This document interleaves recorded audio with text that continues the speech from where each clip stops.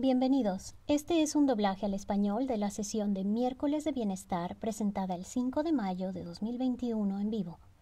La intención es que puedan disfrutar de los mismos contenidos que en inglés. Esperamos que les sea de utilidad.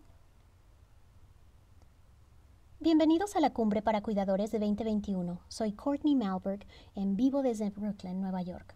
Solo recordarles que estamos apropiándonos de EP Salud en Casa, PD Health at Home, así que gracias EP Salud en Casa. La Parkinson's Foundation se dedica a llevar a la comunidad de Parkinson educación y bienestar de manera virtual a través de EP Salud en Casa. Este mes, al ofrecer la cumbre para cuidadores a través de EP Salud en Casa, tenemos programas diseñados para los familiares que cuidan de personas con Parkinson, pero son bienvenidos también quienes tienen Parkinson. Bien, antes de comenzar de lleno, quiero hablarles un poco de quiénes somos en la Parkinson's Foundation. Nuestra misión es mejorar la vida de las personas con Parkinson desarrollando mejores cuidados y avanzando en las investigaciones para encontrar una cura. Basamos todo lo que hacemos en la energía, la experiencia y la pasión de nuestra comunidad global de personas con Parkinson. Solo quiero aprovechar un minuto para agradecer a nuestros generosos patrocinadores, Accorda Therapeutics y Acadia Pharmaceuticals, que han ayudado para hacer posible este programa hoy. Y también a Light of Day, que es el generoso patrocinador de EP Salud en Casa, PD Health at Home. También quisiera recordarles que al participar hoy quedan registrados para participar durante mayo. La semana entrante acompáñenos el lunes para Resiliencia con Atención Plena, parte 2, Autocuidado para Cuidadores, y el miércoles próximo acompáñenos para Pensamiento, Habla y Movimiento Ralentizado, Encontrar Paciencia en el Momento. Mientras esperamos ansiosos las sesiones de la semana entrante, pueden pasar el tiempo visitando nuestra cabina fotográfica virtual, yendo a parkinson.org, Photo Booth. Pueden tomar o cargar una foto, insertar una plantilla de cuidador y agregar divertidas pegatinas. Recuerden compartirlo en redes sociales y de hacerlo con toda confianza etiqueten a la Parkinson's Foundation en todas las plataformas como @ParkinsonDOT.org. Muy bien, comencemos. Hoy mi colega Annie Wallace estará entrevistando a nuestro invitado de hoy, el Dr. Hack, sobre el tema de manejo de medicamentos. Estas preguntas fueron seleccionadas por nuestro comité de planeación de la Cumbre para Cuidadores, que está integrado por quienes son o fueron cuidadores. El enfoque es sobre periodicidad de medicamentos, efectos secundarios, interacciones y hablar sobre medicamentos y síntomas con el equipo de atención médica. Y con eso los dejo contigo, Annie. Hola a todos, gracias Courtney. Estoy muy emocionada de estar aquí hoy. Para quienes no me conocen, soy la directora adjunta de educación en la Parkinson's Foundation. Tengo formación en trabajo social y cumplo 6 años con la fundación la próxima semana. He pasado gran parte de mi tiempo aquí en la fundación trabajando con cuidadores increíbles, como ustedes a través de la Cumbre para Cuidadores, pero también en mi rol anterior como gerente de programas comunitarios en el gran estado de Ohio. Me emociona mucho presentarles al Dr. Hack. El Dr. Hack se unió a la Universidad de Miami como director de la División de Trastornos del Movimiento en agosto del 2020. Se graduó de la Universidad de Columbia con títulos en bioingeniería y en filosofía y completó su formación médica en SUNY Downstate, su residencia en neurología en la Universidad de Georgetown y su beca de capacitación en el programa de trastornos del movimiento y neurorestauración de la Universidad de Florida en el Norman Fiksel Institute for Neurological Diseases. Anteriormente fue director adjunto en la Wake Forest School of Medicine en los departamentos de neurología y neurocirugía antes de su puesto actual. Es miembro de la American Academy of Neurology y actualmente ocupa un puesto en su comité de calidad. Es miembro de la Asociación Internacional de Trastornos del Movimiento, el Grupo de Estudio del Parkinson y es miembro del Consejo Directivo de Neurociencias del Epic Electronic Health Record System, trabajando para definir las mejores prácticas de registros médicos electrónicos en las neurociencias, y tengo el gusto de trabajar con él específicamente para mejorar la hospitalización a través de ese consejo directivo.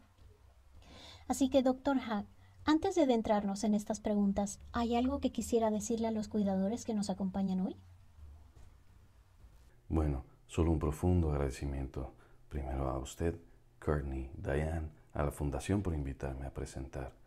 Es un enorme privilegio y sobre un tema tan importante, y no necesito decirles la importancia que tienen los cuidadores en el equipo de atención, pero me alegra ser parte de esto. Genial. Pues bien, con eso comenzaremos ahora. Entonces, ¿cuándo deberían las personas con Parkinson comenzar a tomar medicamentos? Sí, no me sorprende que esta sea la primera pregunta. Considero que es la primera pregunta que todos los pacientes recién diagnosticados que vienen a verme quieren saber. porque es una decisión muy personal y las personas han oído bastante acerca de lo que son los medicamentos y algunas cosas son ciertas, otras no. La respuesta corta es que los pacientes deben iniciar el tratamiento cuando sea el momento adecuado para ellos. Luego, la pregunta obligada es, ¿cuándo es el momento adecuado para que inicien? Es importante entender que, desgraciadamente, en este momento los medicamentos no cambian realmente la enfermedad de Parkinson en su nivel fundamental. Lo que hacen es tratar los síntomas. Así que los medicamentos que recetamos para EP no hacen que la enfermedad progrese más o menos rápido. Así que ¿cuándo empezar? Como dije, realmente depende de cuándo sienten que sus síntomas son lo suficientemente graves y quieren mejorarlos con medicamentos. Ahora, hay situaciones en las que su médico podría sentirse obligado a decirle, no, vamos, deberíamos empezar con algo. Por ejemplo, si está teniendo caídas, problemas de equilibrio o alguna otra cosa que obviamente afecta a su existencia diaria, pero ya saben, si tienen un temblor y no les molesta, no debería molestar a su médico tampoco. Y si les está molestando, entonces sí debería molestar a su médico. El consenso generalizado es que no hace falta retrasar la terapia. Creo que hablaremos de los detalles en algunas de las siguientes preguntas, pero ha habido bastante discusión en la comunidad del movimiento en los últimos 10, 15 o hasta 20 años sobre si iniciar los medicamentos temprano conlleva peores resultados. Ahora, nos llevaríamos una hora entera para hablar de eso nada más, pero lo resumiré diciendo que el consenso actual entre los especialistas del movimiento es que la tasa de complicaciones es esencialmente la misma, ya sea inicien los medicamentos antes o después. Y sin importar el medicamento, ya sea levodopa o los agonistas. Otra preocupación que quisiera intentar despejar es que muchas personas se preocupan de que, sí, está bien, pero si dejamos el tema de las complicaciones a un lado, si inicio los medicamentos temprano, ¿no me acabaré el tiempo de su utilidad? Me complace poder decir que el uso de los medicamentos no parece generar tolerancia, pero si retrasan tomar los medicamentos, está bien, pero necesitará la misma cantidad de medicamentos cuando por fin los tome que si lo hubiera estado tomando desde el inicio. El medicamento que requiere se basa en dónde se encuentra su cerebro, no en cuánto medicamento ha tomado. Entonces, es una pregunta muy importante. Me alegra que la hayamos atendido desde el principio. Maravilloso. ¿Cómo impactan los medicamentos para el Parkinson el progreso del Parkinson al aparecer nuevos síntomas? Sí, bueno, esto entra un poco en lo que dejamos entrever en la primera pregunta, ¿no? Así que es un buen seguimiento. Entonces, nuevamente para reiterar, para bien o para mal, los medicamentos son sintomáticos. Realmente no tienen un impacto en el desarrollo de la enfermedad. Y debo lanzar una advertencia. Tomar medicamentos sí puede permitirles estar más activos. Es decir, ¿qué es el Parkinson?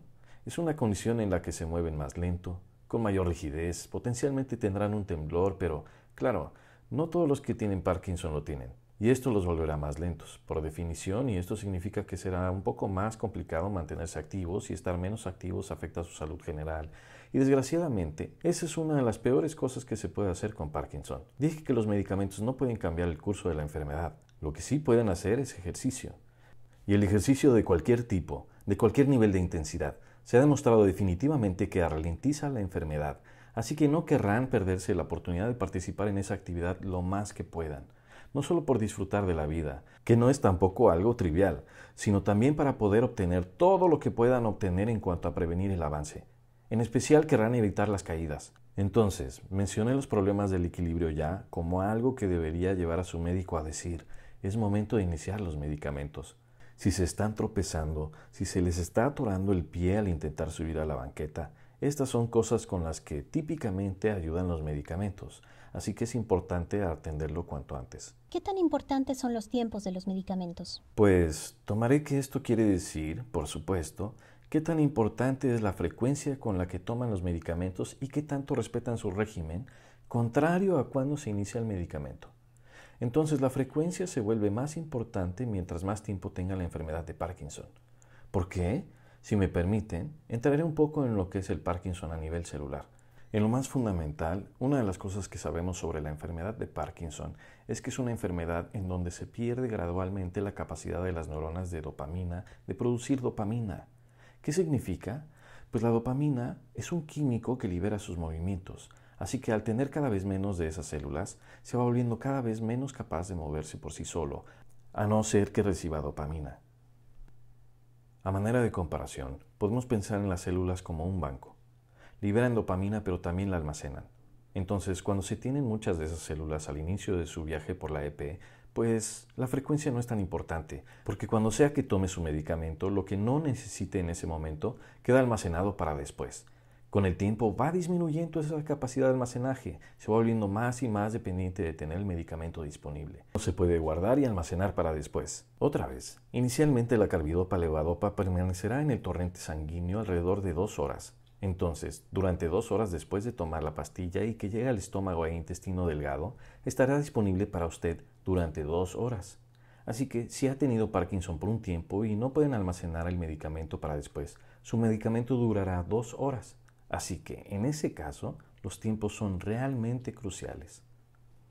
Ahora, hay muchas cosas que su médico puede hacer y que ustedes pueden hacer para intentar ampliar lo que llamamos la ventana terapéutica, el tiempo en el que está funcionando el medicamento, y eso se logra a menudo agregando otros medicamentos para aumentar la duración, agregando un agonista de la dopamina para conseguir un efecto similar, estratificando el medicamento. Así que estas son cosas que realmente requieren una colaboración cercana con su neurólogo y experto en trastornos del movimiento. Entonces, en resumen, al inicio no importa tanto, pero conforme progresa la enfermedad, empieza a cobrar gran importancia. Muy bien, voy a hacer una pausa en nuestras preguntas programadas por un momento. Siempre olvido lo importante que es hablar de la diferencia entre los especialistas en trastornos del movimiento y los neurólogos en general. Quisiera hablar un poco sobre lo que son esos dos papeles y cómo pueden variar en el enfoque de los medicamentos. Sí, pues el enfoque del Parkinson es uno de equipo, ¿no? Y el equipo está compuesto por diversas personas. Considero que es importante que un especialista en trastornos del movimiento sea parte de ese equipo. No tiene que ser cada vez que vayan con el neurólogo, pero cuando menos de vez en cuando, que significa una vez cada 6 meses, una vez al año, solo para que ustedes tengan todas las oportunidades posibles de conocer los últimos avances. Yo, sin duda, no intentaría hacerme cargo por completo de alguien que, por ejemplo, tiene epilepsia en caso de que se me vaya algo. Sin duda, pueden beneficiarse de ver a un especialista en trastornos del movimiento. ¿Cuál es la diferencia en medicamentos? A nivel fundamental, generalmente no hay gran diferencia. Me gustaría pensar que los especialistas quizá presten más atención, pero honestamente es solo porque vemos esto todos los días. He conocido muchos neurólogos generales que hacen un trabajo perfecto en su tratamiento de la EP, nada que yo pudiera hacer mejor.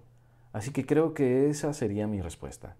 Las personas suelen venir a nosotros. Las farmacéuticas nos traen los medicamentos primero, así que podríamos enterarnos de estudios y demás antes de que se filtren a los neurólogos generales, pero los neurólogos generales habitualmente serán el médico de base de su rutina de cuidado. Gracias. Bien, la siguiente pregunta es, ¿qué pueden hacer los cuidadores para ayudar a sus seres queridos a tomar sus medicamentos a tiempo, todo el tiempo? Es una gran pregunta.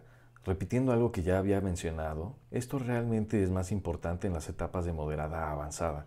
A menudo las personas llegan con Parkinson en la etapa temprana, deciden iniciar con los medicamentos y, saben, un poco de Sinemet 3 veces al día, no pueden saber si el efecto del medicamento ya ha pasado. Incluso si lo toman, los afortunados una vez al día y sin duda muchos de ellos 2 veces al día, pero eso sí cambia, inevitablemente cambia con el tiempo. Así que una vez que la persona ha llegado al punto que deben tomarlo a tiempo, con fluctuaciones de on-off, hay algunas estrategias que pueden seguir para hacer que esto sea lo más sencillo posible. Es útil mantenerlo junto a la cama para la primera dosis del día. No hay un motivo particular para esperar iniciarlo, solo tomen la pastilla en cuanto se levanten y así le retrasan el tiempo que tarda en hacer efecto. Si salen de viaje, asegúrense de llevarlo y si salen, es bueno tener un estuche de viaje. Tengan agua a la mano. Algunas personas son muy buenas para pasarse las pastillas sin agua, pero podrían surgir temas de deglución con el Parkinson, así que tener algo con que pasárselas también será muy útil. Esto no es precisamente en respuesta a la pregunta, pero también es un buen punto que mencionar. Masticar las pastillas sí puede acelerar el que hagan efecto, así que las personas a menudo notan que toman unos 30 minutos para que, por ejemplo, la levodopa haga efecto. Masticar la pastilla hará que, para la mayoría de las personas, haga efecto en unos 15 minutos. Tomarla con algo ligeramente ácido, como Coca-Cola o agua carbonatada, puede frenar el proceso tal vez más. Así que, información útil. Creo que lo que las personas suelen usar en su smartphone o alguna variante, ¿no? Es solo ponerse recordatorios ahí y luego suena y listo. Es hora de tomar el medicamento. Ténganlo disponible, tengan un recordatorio. Bueno, como mencioné en su intro, usted y yo trabajamos juntos en algunos temas sobre la hospitalización. Quisiera hablar un poco sobre obtener los medicamentos a tiempo y cómo pueden ayudar los cuidadores para lograrlo. Bueno, es una oportunidad perfecta para mencionar los kits Aware and Care que obsequio a diario. Creo que necesito resurtirme, porque sí es un tema. Las personas que no atienden el Parkinson a diario y especialmente personas acostumbradas a atender otras enfermedades no se dan cuenta de qué tan sensible puede ser esto en cuestión de los tiempos. Si usted tiene EP moderada o avanzada y si sigue un régimen principalmente con levodopa, puede perder el efecto con tan solo 15 minutos de retraso. Y estarán trabajando con personal que tiene la mejor intención, pero acostumbra a trabajar con medicamentos que tienen un margen de 2 o 3 horas y que aún así funcionan bien. Entonces, es útil llegar armados con esa información. Especialmente, repito, no solo saberla, sino que resulta realmente útil llevar ese Kit Aware and Care porque se ve oficial. Y odio decir esto, pero las personas creerán algo escrito por alguien más a menudo antes de creerle a un cuidador o paciente. Cuando menos, es bueno tener una cosa más que ofrecer. Así que, sí, creo que el principal problema en los hospitales es justo eso, darse cuenta de la importancia de los tiempos de los medicamentos. Gracias. Bien, cambiaremos un poco para hablar sobre las reacciones medicamentosas. ¿Cómo pueden los cuidadores reconocer las reacciones medicamentosas y qué deben hacer si notan alguna? Bien, pues lo primero que debemos saber es que la mayoría de las reacciones medicamentosas pasarán. Lo que hacen los medicamentos, como ya he dicho, para bien o para mal, es temporal. Es un epifenómeno además de su enfermedad y ya sea bueno o malo, pasará después de algún tiempo. No significa que quiero que las personas aguanten, pero con suerte eso les da un poco de tranquilidad. Ninguna de estas es permanente. Segundo, puede ser muy delicado, y creo que aquí es donde los especialistas en trastornos del movimiento se vuelven relevantes. Esto es, determinar si se trata de una reacción medicamentosa o más bien el resultado de haber postergado la toma. Así que específicamente lo que puede suceder es que, digamos, están tomando el medicamento cada 3 horas. Ese sería el intervalo típico de un caso moderado a avanzado, tomando Sinemet cada 3 horas. Y su medicamento dura exactamente y su dosis siguiente tarda alrededor de media hora en hacer efecto. Lo que sucede cuando se pasa el efecto es que le dan acalambramientos muy fuertes en las manos, pero ¿qué notan como paciente? Bueno, toman su medicamento, pasan 3 horas y se sienten bien. Ahora su medicamento está perdiendo efecto y no se han dado cuenta. Toman su siguiente dosis de medicamento y tarda media hora en hacer efecto. Entonces, ¿qué ven? Ven que toman el medicamento y dentro de la siguiente media hora su mano comienza a torcerse. Ahora es muy natural pensar que eso es una reacción al medicamento, cuando en realidad es que está perdiendo su efecto. Solo no ha tenido el tiempo suficiente que haga efecto su medicamento. Entonces, creo que es importante saber lo que es un síntoma de estado off a diferencia de un síntoma de estado on. Y esto no se aprende de un día al otro. Es algo que se aprende en el transcurso de varias semanas o meses y hay mucha información disponible, tanto en sitios web como en literatura para ayudarles a entenderlo. Pero en pocas palabras, los síntomas de estado on por medicamento son principalmente movimiento excesivo y los síntomas de estado off son generalmente falta de movimiento. Así que la primera reacción medicamentosa que creo que la mayoría de las personas tiene en mente es la disnesia. La disnesia es lo que sucede generalmente cuando su medicamento funciona demasiado bien, cuando libera su medicamento demasiado y la persona aparenta estar inquieta. Podría ser la cabeza, el brazo, las piernas. A menudo, el paciente no notará que lo tiene porque es solo un tipo de movimiento generado internamente. Ahora bien, puede ser muy notorio para otras personas. A diferencia de la distonia, donde, como ya he dicho, su mano podría retorcerse y no moverse, sus músculos podrían tensarse y acalambrarse. Así que eso es lo que hay que tener en mente. Primero, ¿se trata de una reacción de estado off-on? Bien, digamos que se trata de una reacción medicamentosa en estado on. ¿Qué hay que hacer? Honestamente, se trata más de mencionar este tema a su médico para ajustar su régimen de medicamentos en general. Hay 3 excepciones de las que hablaré. 1. Hay un par de reacciones medicamentosas que son reacciones no comunes, pero vale la pena conocerlas. Así que algunos de los extensores, especialmente cosas como la rasagilina y selegilina, que interactúan con cosas como el jarabe para la tos que contiene dexametasona, produciendo una reacción bastante peligrosa, que se sentiría, reduciendo el síndrome de serotonina a unas cuantas palabras, que se sentiría como si se hubieran tomado un par de jarras de café a la vez, sudoración, latido acelerado, etc. Ahora, no quiero que piensen que si esto les ha pasado, oh no, esto es el fin, necesito meterme en una ambulancia, pero es algo que observar, algo que tener en cuenta. Que algunos de los medicamentos, especialmente los que ayudan a otros medicamentos, como la rasagilina y la selegilina, pueden provocar esto. Ahora bien, Dije 3 cosas. ¿Cuáles son las otras 2? Impulsividad. Los medicamentos pueden cambiar su personalidad y en este momento no sabemos quién sería vulnerable a ello con base en cómo eran antes. Es decir, en este momento parece ser idiosincrático, lo que significa que no sabemos a quién le sucederá. Si le sucediera a todos o incluso a la mayoría, dejaríamos de recetar estos medicamentos. No sucede mucho con levodopa, en absoluto. Sucede con suficiente frecuencia para estar consciente de ello con los agonistas de la dopamina, así que alrededor de un 15% de las veces. ¿De qué estoy hablando? Alguien que empieza a tomar algo como Mirapex o Requip o Rotigotina, todos tienen más o menos las mismas posibilidades de tener este tema. Podrían empezar a apostar o interesarse en la pornografía. Incluso he tenido un par de pacientes cuyos amoríos se evaporaron de pronto al interrumpir estos medicamentos. Son buenos medicamentos, pero hay que estar conscientes de que en algunos casos pueden tener estos efectos. Si saben qué podría pasar, es muy simple. Informan a su médico, su cónyuge informa a su médico y ya no será un problema. Se vuelve un problema cuando ni siquiera saben qué podría estarle pasando. ¿Por qué? ¿Por qué pensarían que es causado por su medicamento? Y sé que ya nos extendimos con esta pregunta, pero considero que es una pregunta importante. La última es, ¿creó alucinaciones? Muchas personas se preocupan por esto, creo especialmente en vista de algunas de las campañas publicitarias más recientes que mencionaban que podían provocar alucinaciones en Parkinson.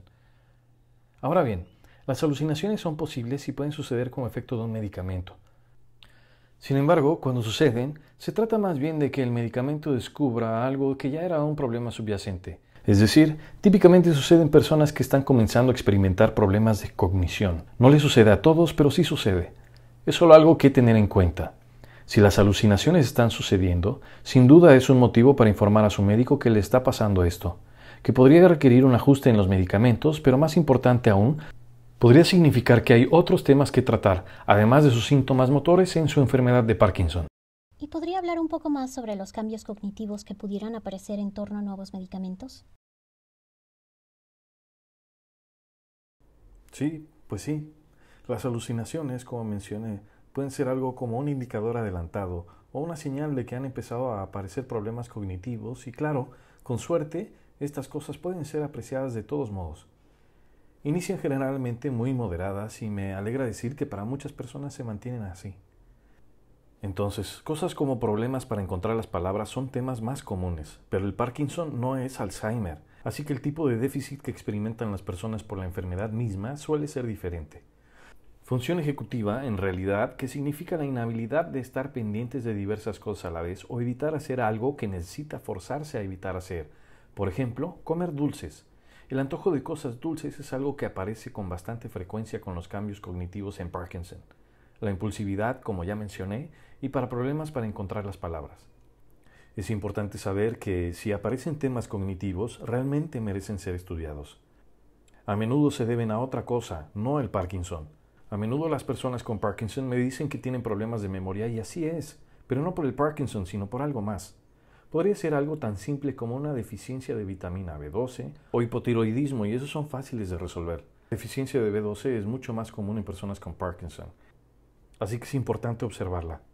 Cosas como apnea del sueño también son muy comunes en Parkinson. Todos sabemos que si no dormimos bien, no podemos pensar bien, pero esto es fácil de olvidar cuando tenemos Parkinson. Podríamos pensar que todo se debe a la enfermedad, pero podría deberse a otras cosas que se pueden resolver. Por último, las dificultades cognitivas también podrían deberse a problemas alimenticios. La depresión en Parkinson, igual que la depresión en general, no tiene que ser una persona sentada llorando en un rincón, incapaz de hacer algo. Puede ser solo una falta de motivación o puede ser problemas para hacerse cargo de las cosas. Así que es algo que necesitan hacer. Pueden asegurarse de que realmente se debe a la enfermedad de Parkinson. Gracias. Disculpen, tuve un problemilla con mi botón de silencio. Cuando pensamos en el manejo de los medicamentos y los síntomas, ¿quién del equipo de atención del Parkinson debería participar en la conversación? Gran pregunta. Realmente se trata de un equipo, ¿cierto? Que se necesita para atender esta condición. Afecta a tantas cosas distintas. Entonces mencioné que su médico general realmente debe dirigir esto, porque como ya he mencionado, tal vez no se trata del Parkinson. Y entonces el especialista en trastornos del movimiento no sería tal vez la persona indicada para atenderlo. Todos deberían de tener un neurólogo, además de su médico general, y si es un especialista en movimiento, genial, pero no es necesario que lo sea. Deben buscar a alguien que esté cómodo atendiendo el Parkinson y creo que la mayoría de los neurólogos serán francos al respecto, si sienten que necesitan el apoyo de un especialista o no. En mi experiencia, la mayoría de los neurólogos, diría que todos, pero debe haber excepciones, no se sienten amenazados por la participación del especialista en trastornos del movimiento, ¿no? Porque saben que ustedes solo nos visitarán una vez, a no ser que realmente exista un problema que ellos no están logrando manejar. En ese caso agradecen la ayuda. La experiencia con trastornos del movimiento, su médico general incluso, también deberían ser parte de un equipo. Así que las enfermedades especializadas y asistentes médicos son elementos absolutamente esenciales del equipo y considero que en la mayoría de los centros académicos, solo para asegurarse de que los pacientes reciban la atención que requieren, las personas también verán a una enfermera especializada. Al igual que con los médicos, existe una amplia gama en calidad. Todas las enfermeras especializadas con las que he trabajado han sido excelentes sin duda, así que de ninguna manera pienso que su opinión sea para nada inferior a la de un médico. Yo me sentiría muy cómodo enviando a mis padres, si tuvieran Parkinson, con una enfermera especializada y, por supuesto, no se supone que solo verían a una enfermera especializada. Bueno, dado lo buenas que son estas enfermeras, a veces incluso son mejores que los médicos, pero son una parte muy importante del equipo. Los asistentes médicos también. Deberían ser quienes tomen las llamadas y las transfieran, así que repito, es un equipo y se requiere de un equipo para atender este problema. ¿Cuál es el mejor lugar para aprender más acerca de los medicamentos, tanto para síntomas motores como no motores? Hay tantos buenos lugares para aprender sobre esto, pero creo que la dificultad yace en el descubrir cuáles son los más confiables. Por fortuna, creo que en la mayoría de los lugares donde encontrarán información les darán la misma información, lo que debería ser tranquilizante en mi opinión. Pero claro, sería absurdo no mencionar el excelente sitio web de la Parkinson's Foundation. Realmente es excelente y lo que entregamos en las clínicas de la fundación también puede ser descargado directamente desde su sitio. Sitios como el Michael J. Fox Foundation, para seguir hablando de sitios, también son excelentes lugares donde buscar, especialmente si les interesa participar en la investigación, que es un servicio maravilloso para sí mismos y para la comunidad científica. Si vamos a encontrar una cura, dependerá de la participación. Esta es otra oportunidad para resaltar el valor de su especialista en trastornos del movimiento en su equipo de atención también. Quisiera pensar que somos buenas fuentes de información y los especialistas en general suelen tener más tiempo para ver a los pacientes. Es solo el modo en que funciona la medicina. Así que donde quizá venga a verme como un posible paciente nuevo, ¿no? Y cada vez que me vean para obtener información, tendré una hora completa para dedicarles, mientras que su neurólogo habitual tendrá entre unos 15 a 30 minutos. Simplemente tenemos más oportunidad para hablar de esto y hablaremos solo sobre esto. No sobre su neuropatía coexistente o túnel de Carpiano u otros temas similares. Y, sí, los grupos de apoyo también. Entonces, les mencioné las fundaciones, expertos externos, expertos en la comunidad de atención y ahora deberíamos hablar también de los pacientes. Los pacientes a menudo, siempre saben lo que les molesta y hablarán de cosas, todos ustedes hablarán de cosas que tal vez no se le ocurra a su médico colocar a la cabeza de la lista, así que eso también es invaluable. No podría estar más de acuerdo. Y si no forman parte de un grupo de apoyo, les aseguro que si asisten, escucharán a las personas hablar sobre cómo se sienten sobre los medicamentos que toman y que han probado. Tómenlo con sabiduría porque no todos reaccionan del mismo modo, pero no hay mejor manera de saber cómo reacciona cada persona a los distintos medicamentos que en una habitación llena de personas con Parkinson.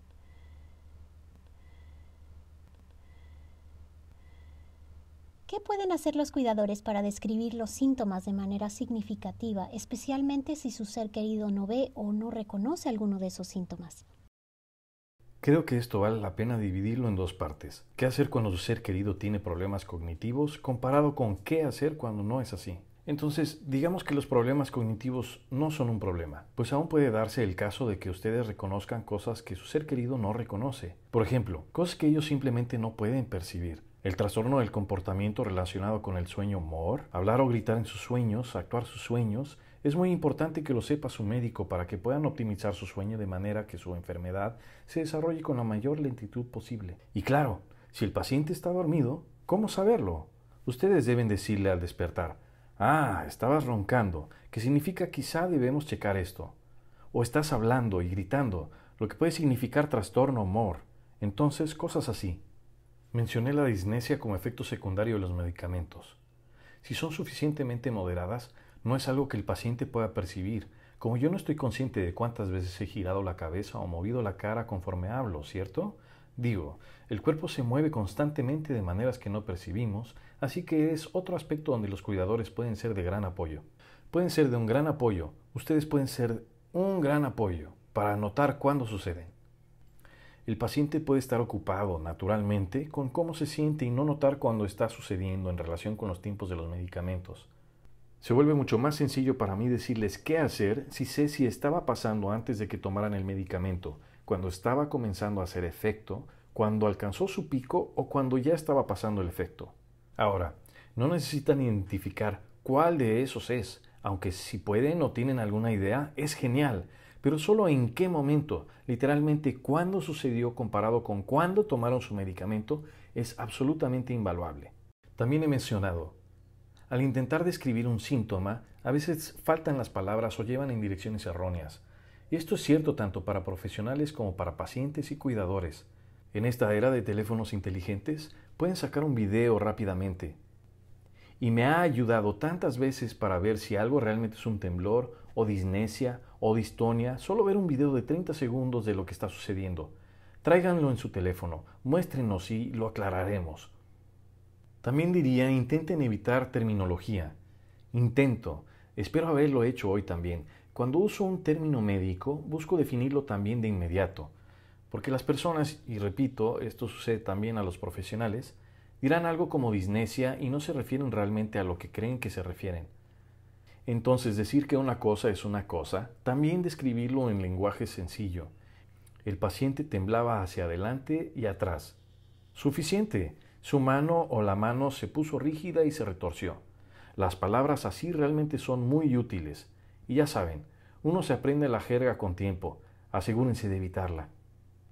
Ahora, pasando al segundo caso, digamos que hay problemas cognitivos. Desgraciadamente, la naturaleza de los problemas cognitivos, especialmente si ya está avanzado, es que su conciencia se ve afectada, es parte de la cognición. Entonces, creo que se vuelve un tema de presentarlo en el consultorio como complemento de la narrativa del paciente. No decir, no, esto es lo que está pasando. Digan, pues entiendo que así te parece a ti, pero así me parece a mí y necesito decírselo al doctor también porque es importante que tenga todas las versiones de lo que está pasando. Y creo que eso realmente es la manera más suave de presentarlo ante pacientes que quizá ya tienen problemas con la noción de que lo que dicen no es lo que los demás consideran que está pasando. Digo, es fácil decir tenga paciencia, pero sí intenten entender que a menudo los circuitos que permiten que un paciente entienda lo que está pasando, estamos hablando de problemas cognitivos avanzados, simplemente no existen. Así que es como discutir con alguien con una extremidad paralizada. No se trata de la intención, solo tenemos que complementar esa pérdida de funcionalidad. Quiero repetir lo que acaba de decir porque creo que fue realmente fabuloso.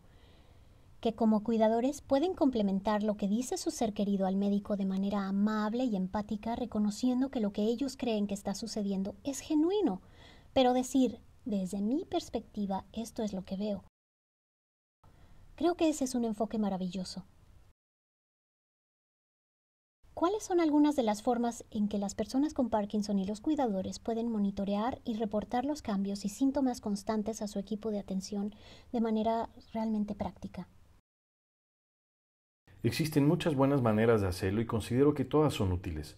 Sin duda, lo que les funciona a ustedes y por supuesto no hay que atenerse a una sola. Los diarios me parecen muy buenos porque la clave para reportar las cosas es cuándo están sucediendo, especialmente en lo que concierne a cuándo tomaron su medicamento. Y los diarios también pueden contener cosas como ese día hice ejercicio o no lo hice, o no había hecho ejercicio en un par de días, o estaba muy cansado ese día. Nos permite crear una línea del tiempo y una imagen.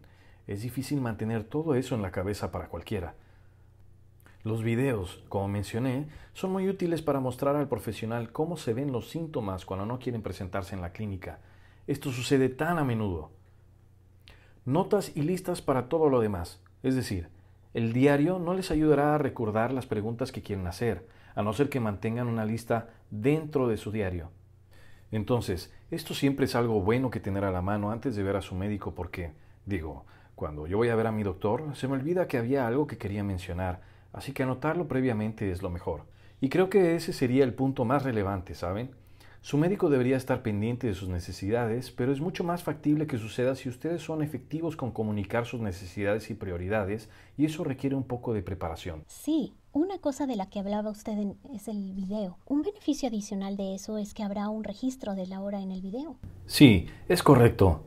Así que si suelen ser cuidadosos con las tomas de sus medicamentos a la hora que les corresponde, si tienen un síntoma curioso en video, podrán decir, vaya, parece que tomé esto a las, 3:57 y debía haberlo tomado a las 3:40, ¿no? Y podrán conectar los dos factores. Lo otro que agregaré es que para mí, yo tengo muchos problemas cuando voy a consulta para recordar las cosas que me molestan. Es un tema de ansiedad para mí recordar en el momento esas cosas que he estado pensando. Así que uso las notas en mi teléfono. Llego con mi lista y no se me olvidará el papelito donde lo apunté porque no es un papel, sino que está en mi teléfono y no salgo nunca sin él. Bien, cambiaremos un poco de tema ahora.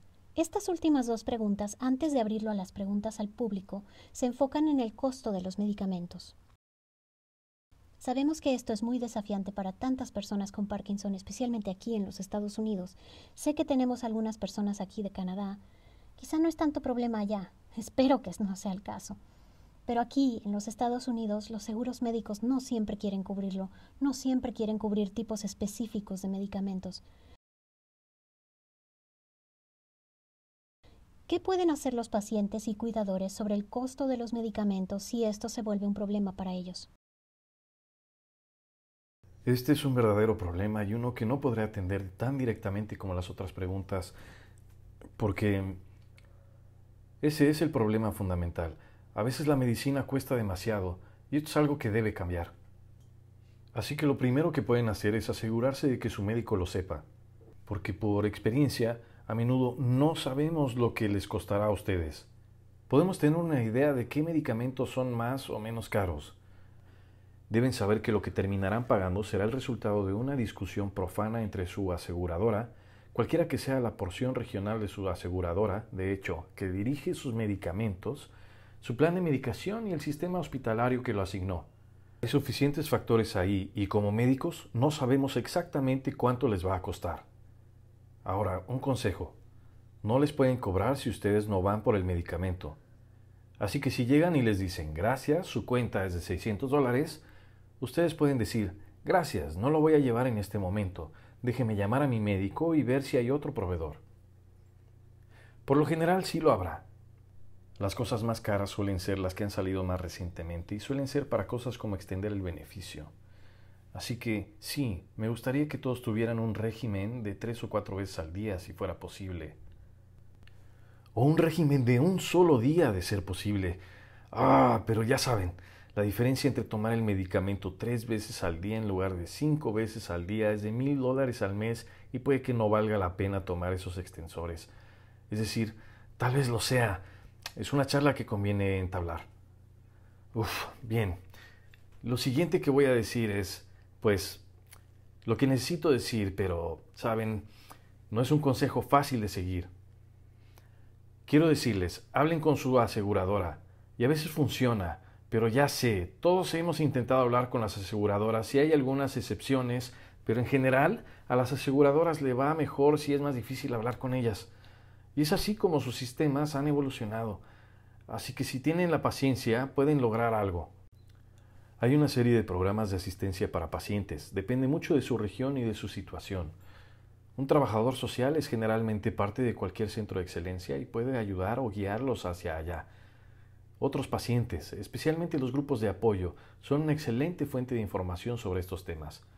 Pero, repito, no puedo enfatizarlo demasiado. Informen a su médico para que ellos puedan hacer lo que les resulte posible para modificar la receta, cambiándola o escribir una carta y a veces eso hace una diferencia, y una diferencia muy real. Y una última cosa. Para algunos de los medicamentos más nuevos, conforme los lanzan, a menudo tienen un programa de asistencia para pacientes que requiere que la factura se genere de entrada. Necesitan saber esto de antemano. Eso realmente da miedo. Hay medicamentos donde generan una factura por $800 que ustedes llevan a su médico, que a su vez la lleva a la compañía, y ellos cubren el costo por siempre. O al menos prometen que durante el siguiente año o 2. A veces sí es por siempre. Y para ser justos, no es culpa suya. Para sus programas de asistencia, por lo general deben demostrar una necesidad y esa factura elevada es la prueba de esa necesidad. Así que sigue siendo lo mismo. Una muy buena charla con su médico puede resultar muy útil para mitigar la situación. Muy bien.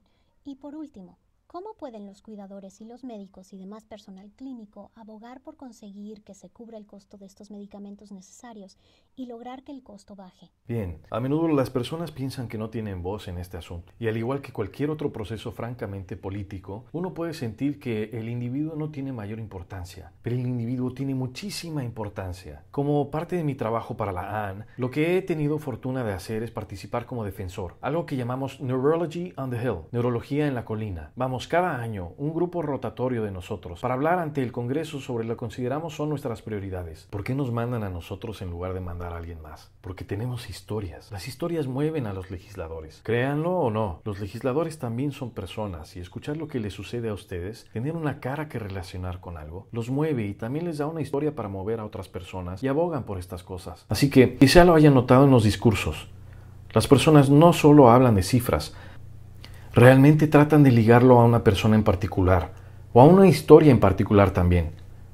Así que ustedes pueden ser esa historia que vuelve reales las estadísticas para sus legisladores y puede ser una carta. Ellos las leen y es muy importante para los legisladores si sus constituyentes están contentos con ellos porque un constituyente insatisfecho rápidamente contagia esta insatisfacción y se vuelve un problema para el legislador. Eso es todo. Se logra mucho más en grupo que en solitario, así que sin duda hay maneras de canalizar su activismo. Hay muchos grupos defensores en los que pueden participar directamente o a los que puede hacer donativos para que puedan impulsar estos temas.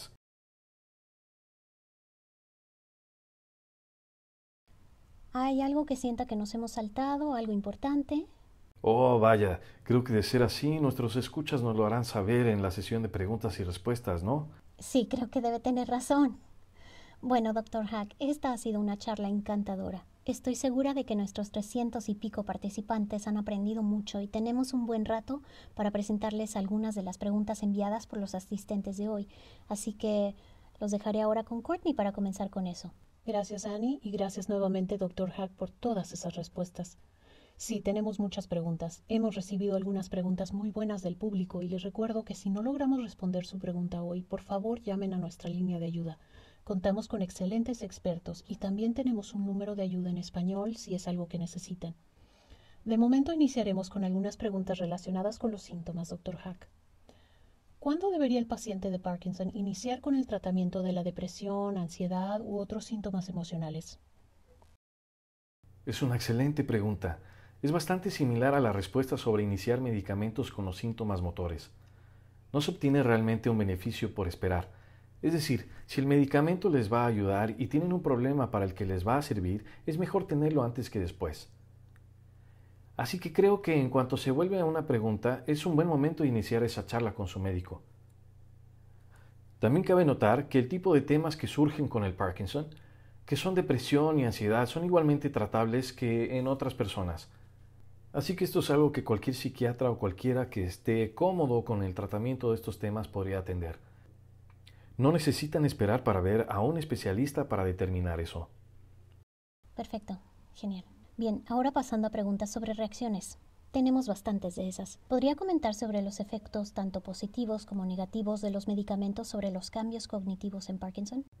Sí, pues hasta donde sabemos no existen aceleradores del deterioro cognitivo en el trasfondo de nuestros planes de medicamentos.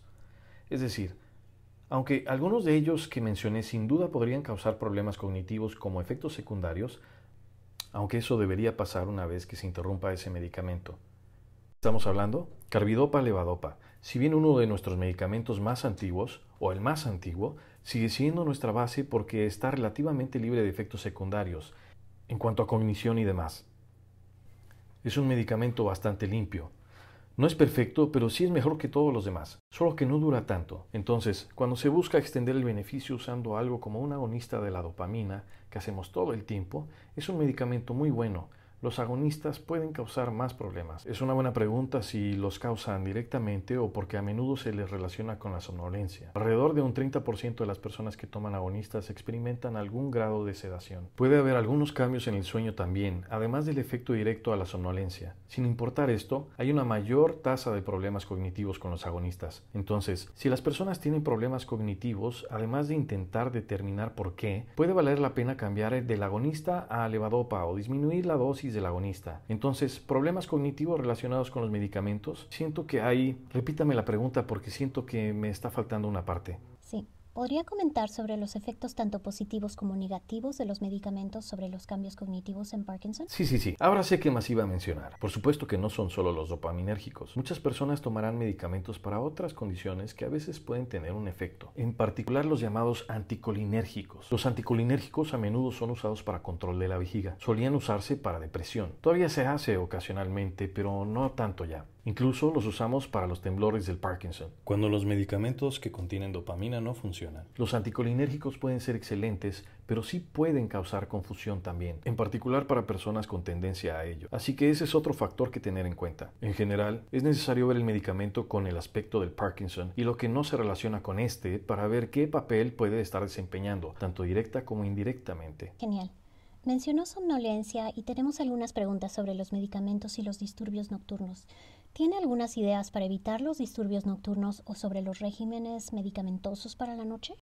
Sí, su sueño puede verse afectado por muchas razones, así que solo hablaré de las que parecen provenir principalmente del Parkinson. No hablaré de cosas como orinar frecuentemente, que si no se atiende, entonces todo lo demás de lo que hablaré resulta irrelevante. Si tiene que levantarse al baño cada 2 horas, tiene que levantarse cada 2 horas. Pero asumiendo que cosas así no son un problema, lo que resalta es el trastorno del sueño Moore, que es moverse intranquilo por la noche, gritar o hablar entre sueños. Eso generalmente refleja que no se está llegando al estado profundo del sueño, así que la eficiencia de sueño no es tan buena. Es decir, duerme durante 8 o 9 horas, pero siente como si hubieran sido 3, aunque parezca que hubiera pasado, y sí ha pasado, todo ese tiempo en la cama. La melatonina es lo de cajón para eso, desde 5 hasta 15 miligramos y generalmente la dosis es de 5 a 10 miligramos justo antes de dormir. No requiere receta. Hasta donde se sabe, no interactúa con gran cosa, así que es algo seguro que pueden probar. Si eso no funciona, se puede recetar una dosis baja de benzodiazepina. Cosas como la lorazepam funcionan bastante bien, especialmente en dosis reducidas. Así que esos son los 2 principales medicamentos para el trastorno Moore. La apnea del sueño es sin duda un problema común en Parkinson y es un tema que debería evaluar un especialista para determinar si tiene apnea. Eso hace toda la diferencia. Por último, pueden tener problemas puramente motores. Distonía, problemas para girarse en la cama por la noche, que los despierta. Ese es un tema de intentar sintonizar su régimen de medicamentos con la esperanza de que dure al menos parte de la noche. Puede ser un poco más difícil de manejar. Bien. Otra pregunta sobre reacciones. ¿Los medicamentos afectan conducir con seguridad? ¿Existen medicamentos que hagan que sea menos seguro conducir o algo así?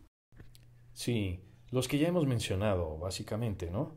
Las razones principales por las que podrían tener problemas al conducir serían si su cognición no fuera la que debe ser, si les diera sueño. Otra vez, su cognición no estaría donde debe estar.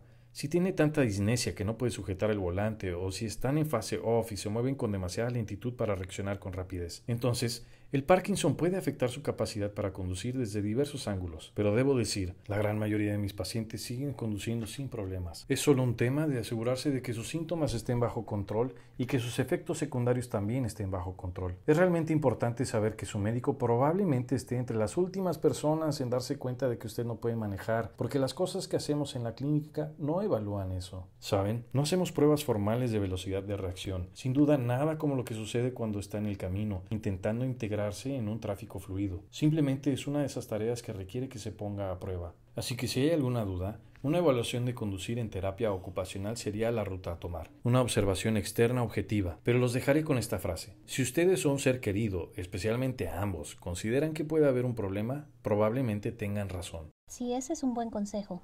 Bien, una pregunta más sobre reacciones. Si se nota un efecto secundario indeseable al medicamento, ¿qué tan fácil es cambiar ese medicamento o esa marca de medicamento con su médico? Oh, Es decir, tan fácil como puede ser, ¿no? Sin dar una respuesta ligera. Hay que medir los pros y los contras de cambiar de régimen que podría estarle funcionando relativamente bien. Es decir, un cambio idealmente será para bien, pero no tiene que ser. Es un experimento y verá después del cambio si las cosas mejoran o empeoran. La mayoría de los medicamentos hacen efecto bastante rápido y se pasan relativamente rápido, ya sea un par de horas hasta un día más o menos, dependiendo de qué estemos hablando. Así que es bastante fácil cambiar un régimen de medicamentos. Bien, ahora pasando a preguntas sobre el manejo de los medicamentos, ¿cuándo sería apropiada la SP? Ha sido una pregunta popular en la sesión de hoy. Hago mucha SP. Es donde la mayoría de mi investigación se ha enfocado, así que, por supuesto, me parece una excelente pregunta. La SP es excelente para tres cosas en este momento. Es muy buena para el temblor que los medicamentos no resuelven. Es muy buena para otros síntomas en los que el medicamento ayuda pero que no dura el tiempo suficiente. Y es buena para deshacerse de las disnesias. Así que esas son las tres situaciones que, pues, en el argot, llamamos temblor resistente al medicamento, fluctuaciones de estado on-off y disnesia. Cuando eso sucede en un nivel que podría valer la pena someterse a la cirugía, entonces considerarla sin duda es la decisión correcta. No creo que exista un lugar prestigioso que practique la SP que la haga sentir que tienen que realizársela y la evaluación se realiza básicamente con un especialista en movimiento que también tendrá la SP en mente. No es adecuada para todos, pero sí es adecuada para una gran cantidad de personas. Es una lástima esperar si no hace falta esperar. Si quieren esperar, pueden hacerlo para siempre.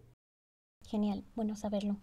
Bien, otra pregunta sobre el manejo de medicamentos es, ¿está bien tomar los medicamentos a distintas horas cada día dependiendo de cuándo se despierte o haga siestas mi padre, siempre que nos mantengamos dentro de una ventana de 4 horas?